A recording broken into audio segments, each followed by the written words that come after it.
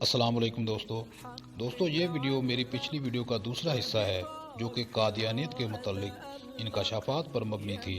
پہلی ویڈیو کا لنک میں نے ڈسکرپشن میں دے دیا ہے۔ تو دوستو اب آپ کو بخوبی اندازہ ہو چکا ہوگا کہ اپنے آپ کو پرامن کہنے والا قادیانی گروہ کتنا خطرناک ہے۔ قلب بالحق تعلق وبغار حراء تألق يبكي يسأل خالقه فأتاه الوحي فأشرق اقرأ اقرأ يا محمد۔ اس قادیانی کا نام مجید قریشی ہے اور یہ اسرائیل میں موجود ہے اور اپنے آقاؤں کی خوشنودی کے لیے اپنی کارکردگی بتا رہا ہے کہ اس نے جیل میں قید قادیانیوں کو اقلیت قرار دینے والے ذوالفقار علی بھٹو کے ساتھ کیا سلوک کیا تھا اور اس وقت اس کے پاس کتنے اختیارات تھے۔ اسی کی ہی زبانی سنیے۔ Amir Saab, my introduction, apart from being Ahmadi, I was that person who took Mr. Zulfikar Ali Bhutto to the gallows. I tied his hands, tied his legs, and he was hanged. I am the only Ahmadi in whole of the world witness of that hanging. What's your name? Yamutu ala qalbin. I witnessed myself. Majid Qureshi, I am. MashaAllah. What's your position? Your career, your position, what was that? I was assistant superintendent at that time at Adialaja Pindi, I see. and I was in charge of the cell there. Throughout his career, he remained in the jail for 323 days, and I remained there. MashaAllah. And I had so many meetings with Bhutto. He was very much impressed with my behavior, and he would only, if anything problem there was there, he was only who could, I could satisfy him. And he would trust upon me. So, did you tell him that you are Ahmadi? Yes, he knew me. He surprised? Because before he was selected as Prime Minister, I took part in his campaign for Prime Ministership and polls, etc. MashaAllah. He knew me very well. MashaAllah. So, did he feel sorry about the decisions he made? Yes. Did he say that? He never confessed. He never confessed that he is involved in murder. But it was proved that he was involved. Yes. There is my interview on the TV, and they asked me when he was not involved, why he was hanged. Then I said it was the God who was angry with him, and he didn't want his more life. Allah. Fantastic. God please you. So who put the rope around his neck? Yes, You? I was there. But who put the rope? He was, his name was Tara Masih. He was a Christian. Christian? Who put it? But I took him to the that ladder. Okay. I Tried him. دوستو video کے آخر میں کٹر قادیانی خاندان سے تعلق رکھنے والے طاہر منصور کے اسلام لانے کا واقعہ اور اس کے ساتھ بعد میں پیش آنے والے واقعات ان کی ہی زبانی سنیے۔ پیدائشی قادیانی تھا، قادیانی جو اپنے آپ کو احمدی بھی کہتے ہیں۔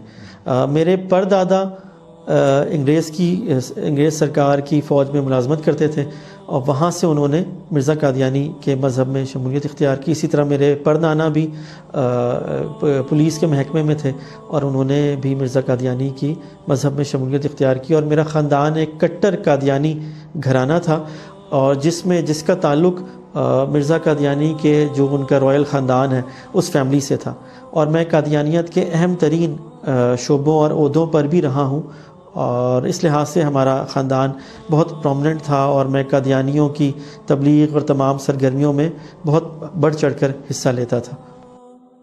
قادیانیت مذہب جو ہے اس میں بچپن سے ہی اسلام اور مسلمانوں کے خلاف، اور خاص طور پہ مسلمانوں کے مذہبی طبقے کے خلاف بچپن سے ہی قادیانیوں میں بہت زیادہ نفرت دلوں میں ڈالی جاتی ہے، اور ہمیں یہ بتایا جاتا تھا کہ ہم ہی واحد وہ جماعت ہیں کہ جو کہ نعوذ باللہ حق پہ ہیں اور جنہوں نے جنت میں جانا ہے، اور قادیانیوں نے اپنی ایک جنت بھی بنائی ہوئی ہے جس کو وہ بہشتی مقبرہ کہتے ہیں کہ 10% چندہ دو گے تو وہاں چلے جاؤ گے. تو ہمارے چونکہ باپ دادا بھی ایسے ہی کرتے آئے تھے تو ہمارا بھی یہی یقین تھا, ہم یہی سمجھتے تھے کہ ہم ہی جنتی ہیں, ہم ہی جنت میں جائیں گے اور باقی تمام لوگ جو ہیں وہ جہنم میں جائیں گے. تو ہم اپنے ایک خول میں بند تھے اور زندگی گزار رہے تھے قادیانیت کے اندر ہی, کیونکہ قادیانیت جو ہے وہ وہ اپنے لوگوں کو جکڑ کے رکھتی ہے, جیسے وہ پتلی کی طرح اپنے لوگوں کو استعمال کرتے ہیں. حتیٰ کہ یہاں تک بھی اجازت نہیں ہوتی کہ وہ کسی دوسری کی اسلام کی یا قرآن کی کوئی اور تفسیر بھی اپنے گھر میں رکھیں. مجھے موقع ملا ایک ملازمت پہ سعودی عرب جانے کا. اب سعودی عرب تو قادیانی نہیں جا سکتے, لیکن قادیانیت کے مذہب میں یہ ہے کہ اگر اپنا موقع کوئی فائدے کی بات ہو تو اس کو اختیار کر لو. تو اسی لیے ہم نے شناختی کارڈ بھی اور پاسپورٹ بھی کے اوپر بھی سائن بھی کر دیا کہ جی قادیانی نہیں, مرزا قادیانی پہ لعنت بھی بھیجی اور وہاں پہ چلے گئے. تو وہاں پہ سعودی عرب میں چونکہ جو ملازمت تھی وہاں پر بھی ایک قادیانی ہی تھا جو کہ ایک عربی کمپنی کے انڈر جو ہے بہت بڑی پوزیشن پہ تھا. تو اصل میں مجھے سلیکٹ کیا گیا تھا وہاں لے جانے کے لیے, کیونکہ میں ان کی تبلیغ میں بھی بہت ایکٹیو تھا. تو وہاں پر پھر میں نے ان کا انڈر گراؤنڈ نیٹ ورک بھی دیکھا کہ جہاں پہ کس طرح کا سارا قادیانی ہے, انہوں نے مراکز بنائے ہوئے ہیں, ساری دنیا سے لوگ آتے ہیں. پھر اس میں مجھے جو ہے وہ وہاں پر جو قادیانی جمع ہو کے اپنے طور پہ چھپ کے جاتے ہیں عمرے پہ یا حج کے موقع پہ, ساری دنیا سے آتے ہیں.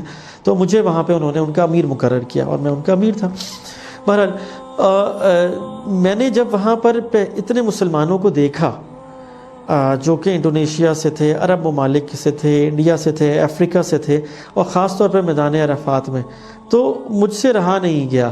میں حقیقت یہ ہے کہ میں ننگے پیر میدان عرفات میں نکل گیا اور میرے آنکھوں سے آنسو روا تھے, اور میں نے اللہ تعالیٰ سے یہ دعا مانگی کہ کیسے ہو سکتا ہے کہ اتنی بڑی امت, اتنے مسلمان, یہ تمام لوگ اگر برے ہیں یا نعوذ باللہ جہنمی ہیں اور ہم ہی ٹھیک ہیں, تو کیا یہی اسلام ہے؟ وہاں سے ایک سوال میرے ذہن میں اللہ تعالیٰ نے ڈالا. پھر وہاں سے واپسی کے بعد ایک لمبا تحقیق کا سفر ہے جو کہ تقریباً 12 سال پر محیط ہے, کہ میں نے تحقیق کی کہ ہمارا قادیانیت مذہب ہے کیا.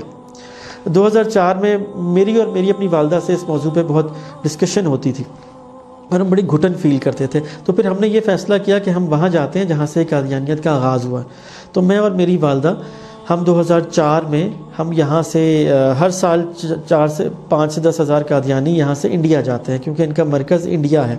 اور تو ہم یہاں سے قادیانیوں کے ساتھ وہاں پہ انڈیا گئے, کیونکہ وہاں پہ دیکھا کہ وہاں پر دیکھ کے تو ہمارا بہت ہی ہمیں دھچکا لگا, کیونکہ جس مذہب کو ہم مانتے ہیں وہ تو شرک کی بنیاد تھا.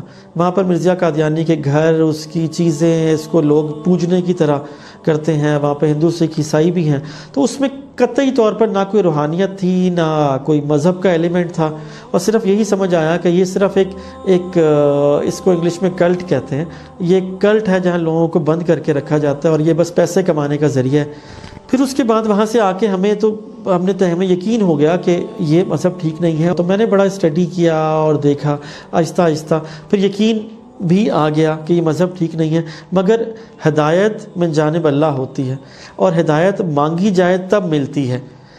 پھر میں نے اللہ تعالیٰ سے دعا کی گڑ گڑا کے کہ یا اللہ اگر میں ہدایت پہ نہیں ہوں تو مجھے ہدایت نصیب کر, ہدایت کا نور نصیب کر. تو جس لمحہ میرے ذہن میں یہ بات آ گئی, اللہ تعالیٰ نے ڈالی کہ ہاں اب اسلام قبول کیا جائے, تو میں نے پھر ایک لمحہ بھی دیر نہیں کی اور اس کے بعد میں نے الحمدللہ اسلام قبول کر لیا.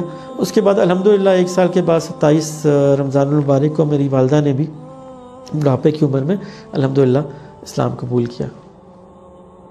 جب میں نے اسلام قبول کیا اس کے بعد میں نے سب سے پہلے اپنی اہلیہ کو بھی اسلام کی دعوت دی, لیکن انہوں نے ہر بات کرنے سے انکار کیا. تو چونکہ ان کا تعلق یہاں چناب نگر جو ربوہ ان کا مرکز ہے اس کے ایک بہت کٹر گھرانے سے تھا, تو پھر یہ یہاں اسلام آباد سے میرے بیوی بچے جو ہیں وہ ایک دن میں آفس میں تھا تو وہ گھر پہ نہیں تھے. میں نے بڑا لوکیٹ کیا, بڑا پتہ کیا, یہاں پر جماعت کے جو امیر تھے ان کے تمام رشتہ دار سے سب سے رابطہ کیا, تو ان سب نے یہ کہا کہ جی وہ ربوہ جو ان کا مرکز ہے چناب نگر میں, ہم نے ان کو وہاں پہنچا دیا ہے, تو آپ قادیانیت واپس آ جائیں, آپ توبہ کر لیں کیونکہ آپ مرتد ہو گئے. تو ان کے بقول جو قادیانیت چھوڑتا ہے اور اسلام قبول کرتا ہے وہ مرتد ہوتا ہے. اور اس کی مخالفت کرنا، اس کا بائیکاٹ کرنا اور اس کے ساتھ ہر قسم کا ظلم روا رکھنا بھی ان کے ہاں جائز ہے۔ تو میرے بچوں کو چناب نگر لے جایا گیا، تو میں اپنی بوڑھی والدہ کے ساتھ وہاں پر گیا۔ جب میں وہاں پر گیا تو وہاں پر انہوں نے مجھے کئی گھنٹے وہاں پر مجھے انہوں نے بند رکھا، تو وہاں پر مجبوراً مجھے پولیس کو کال کرنا پڑا۔ پولیس آئی اور ریپڈ فورس آئی، انہوں نے بھی کہا کہ آپ ان کے ساتھ ہی بات کریں، تو مجھے اپنے بچوں سے بھی نہیں ملایا گیا، اور وہاں پر مجھے بھی انہوں نے کئی گھنٹے مجھے اور میری والدہ کو بند رکھا، اور یہ کہا کہ آپ جو ہے یہاں سے زندہ نہیں جا سکتے، آپ اسلام چھوڑ دیں اور بچوں کو بھول جائیں۔ ہم نے کیس بھی کیا اور پھر کیس میں کسٹڈی کا آرڈر بھی ہو گیا، لیکن اسی دوران یہ کیس کے کورٹ کے آرڈر کے اگینسٹ بچوں کو اور میری اہلیہ بچوں کو لے کے قادیانی جماعت ان کو انگلینڈ لے گئے۔